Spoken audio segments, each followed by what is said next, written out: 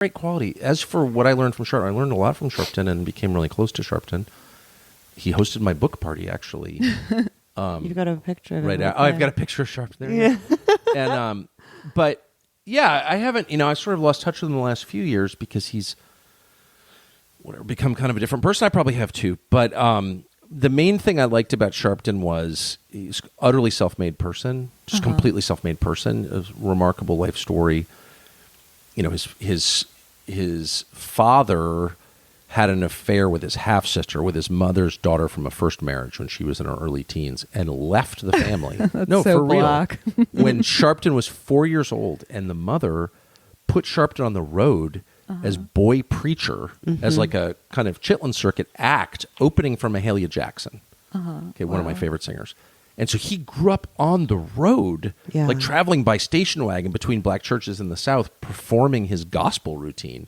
He grows up, he becomes road manager for James Brown, the godfather of soul, marries one of his background singers, cuts an album with James Brown. He's lived a life. So I always respect that in people. Anyone who's had an interesting life, I respect you. I don't care if you're Kim Jong-un, I respect that.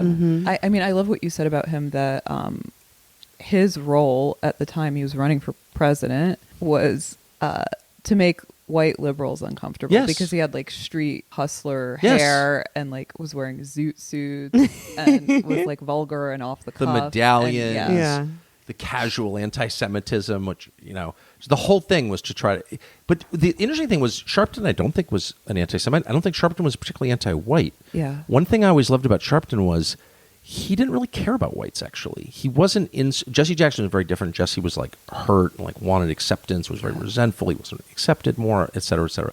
Sharpton was just like, yeah, whites, whatever. I don't even care. I want to be king of black America. That's my job. That's the right attitude to have. Well, I thought it was. Like the correct approach is not hatred, but indifference. Because when you think about it, who do you owe your loyalty to? Exactly. And it's like, well, your immediate family, your next of kin, then your extended family, then I guess your ethnic or racial group, which is an even bigger extended family. It's like a genealogical argument. Yeah. Well, Sharpton felt that way. The Nation of Islam guys, I've known a lot of people from the Nation of Islam. Of course, I find their theology repugnant because it condemns me to hell, they literally, as a matter of theology, hate whites, white devils, they call them. But there's something about that makes them much easier to get along with, because they, first of all, they feel kind of sorry for you because you're going to roast forever in the eternal fires. But they can rest easy knowing that 100%. it's true. But they also they're not trying to like get your acceptance. They're very self-confident. I guess that's what I'm saying. Yeah. Sharpton was like very self-confident. And so I had an incredibly easy, happy relationship with him. He didn't resent me at all. I was like some weird white guy in a bow tie, and like, who knows what white guys in bow ties are into. I'm not that interested. Well, did you win them over with your bow ties? Well, they gave me a kente cloth bow tie and made me an unofficial member of the Nation of Islam, Tucker X.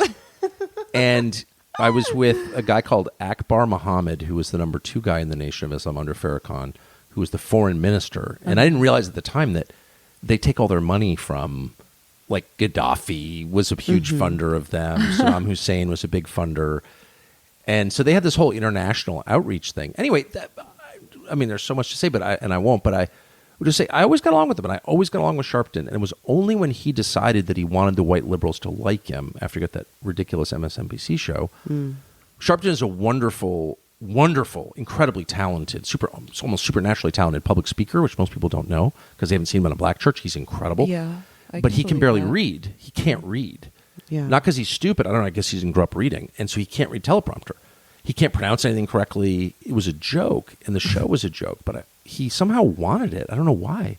And the second he wanted their acceptance, like the douchebag MSNBC management people who I worked for, I know them all, he became a different person. He was controlled all of a sudden. Yeah, and that's sort of what he was bashing Jesse Jackson. Exactly! He became controlled, and like, I have no respect for that. He would like say shit I know he doesn't think. Like, Sharpton's not liberal in any sense, like at all. He's not weak. He's not weak.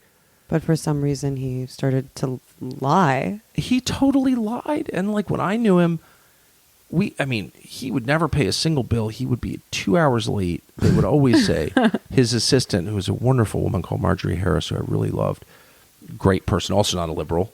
She was a leftist, but not a liberal at all. And she Yeah. hated liberals. And she would always say, we'd be like, well, where are we going? I'd be on the road with him.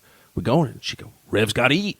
Rev's got to eat. And we would just stop and eat. And like they would say, we're on CPT. They said that out loud. That's what we say about Anna. She's on colored people time because she's always late. Well, they would say that, but they had kind of there's an easiness to them. They weren't like uptight or fragile at all.